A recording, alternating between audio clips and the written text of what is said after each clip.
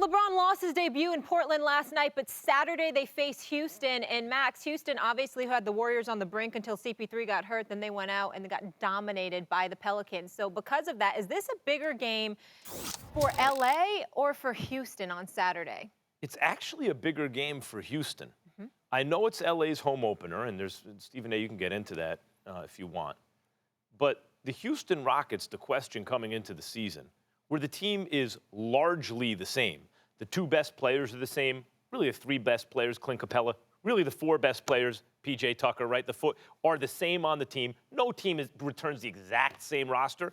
They lost a couple of key defensive, mostly contributors in Trevor Ariza and Luke Mbamute. And they replaced him with Carmelo Anthony. And we're curious to see, have they gotten better or worse? Are they running in place? I predicted they would get worse. I know it's just one game. You got to give them a chance to integrate Carmelo into the team and everything. But I think the team will be worse this year. And they are in a conference, not only with the Warriors. I thought they should have dethroned the Warriors last year. But now with an improved Lakers team, with a Utah team that has another year, and Donovan Mitchell, who was already a star last year with a chance to really establish himself as the perennial all-star kind of player. The Houston Rockets are not, it's not about the future. It's not about 2 years from now. It's about right now. What are you going to do? They do not want to get off to an 0-2 start, losing to the Lakers at L.A. after getting whooped up on at home. I think the Houston Rockets are going to be just fine from the standpoint of what transpires early in the regular season. I think their offense is prolific. I think that James Harden is a superstar. He's the reigning league MVP. You know how I feel about CP3. I think he's the greatest pure point guard of this generation. That's how I feel about him. Having said all of that, I think they're compromised severely defensively. And as a result, they won't have the same success that they did last year. But as it pertains to early going, I think this game is more important for the Los Angeles Lakers because of what this game tomorrow night at the Staples Center means to this franchise, the complexion of this franchise. Yes, the Staples Center is going to be packed. Yes, LeBron James is in the house. All of those things are true, and I get all of that. But you know what? It's about those other guys that we talked about, the Ingrams, the Kuzmas of the world, the Harts of the world, the Kentavious Caldwell-Popes of the world, and others. We know that LeBron can handle the sizzle. We know he can handle the paparazzi kind of atmosphere or whatever. I'm looking at some of these young thoroughbreds on the Los Angeles Lakers. Look, man, I can't emphasize it enough. I was a beat writer basically for 15 years. And when you're sitting courtside, there were games that I could literally tell y'all who's going to win, who's going to lose just based on the city we were in. I was like this, well, oh, wait a minute. They play the Lakers Saturday night. If they had a game the night before and it was a back-to-back, you got a chance. If you didn't, no. Why? Because you had an off night on a Friday in L.A. Yeah. You had an off night in L.A. That's a problem. That's a problem. That's a problem. Houston, do they play tonight?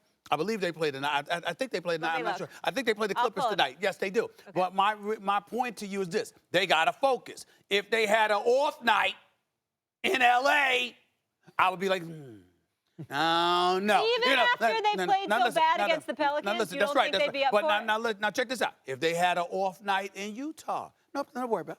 They'll be focused. They'll be ready to play because why you're not doing but so much. These are the kind of things that you got to pay attention to. Why does that matter? Because you got the Lakers here with LeBron and the spotlight that he brings, and all of a sudden, you're looking at it. I'll give you a perfect example. You remember when Jimmy Garoppolo went up, Porn Star Jimmy? Remember when Porn Star Jimmy went out in Hollywood and all the cameras? He went on rodeo. He knew the cameras were going to be there. But check this out. This dude plays for the San Francisco 49ers, all right? Only had about 5 starts. He ain't a Laker. Could you imagine how life is going to be for these Lakers this season? LeBron is going to be focused. Veterans going to be focused. Are we sure that the young brothers can handle what's real quick, Max, and those are the kind of things I pay attention to. Tonight. Okay, those are the kind of things I pay attention to. You're focusing on the Lakers and the home opener and what LeBron means and all this stuff. Well, what about Houston? Zdalic retires. That's right. And that was the reason, and you brought him up a lot last year. That's right. That's the reason, basically the D coordinator for Antony. He's back to no D in D'Antoni. Take the D out of D'Antoni. But the Rockets' next step was not just bringing in CP3 as a playmaker and a backcourt crime partner for James Harden and even a defensive floor general. It was also Bzdelik and the defense rising to the level of an above-average defense. And you put it with that offense, and I thought they should have won the chip last year. If CP3 doesn't get hurt, I still believe they would have gotten past the Warriors. So Bzdelik is gone. Carmelo has replaced not one, but two important defensive players. Anyone who was not being guarded by Clint Capella got roasted, right? Like, other than Clint Capella, he's the only guy who's really showing up defensively for the Houston Rockets. So is this an important game after they got destroyed at home? Yeah, it's an important game for the Rockets. And all the lights are going to be on them. It's important for them to look better. But we know with CP and James Harden alone, they're going to win more games than they're not. We're still trying to figure that out about the Lakers. Let's see how they respond to the paparazzi. Lakers arrow going up or down from last year? Up. Up. Okay, how about the Rockets arrow? Well, again, but look at the gap. Time out. I don't think they're as good. But Chauncey said they're going to get it going. Tried to trick you. The Houston Rockets won 65 games last year. How many did the Lakers win?